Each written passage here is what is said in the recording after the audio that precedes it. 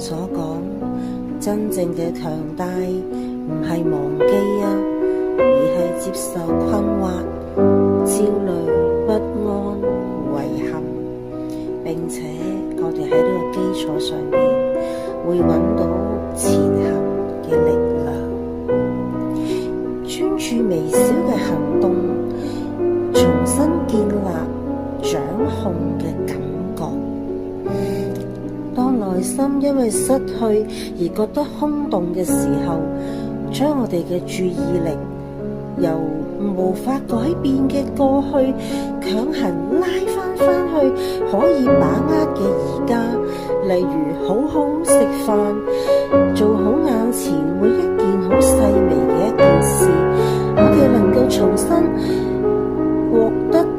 生活嘅掌控感。呢種我能夠做到，係自愈內耗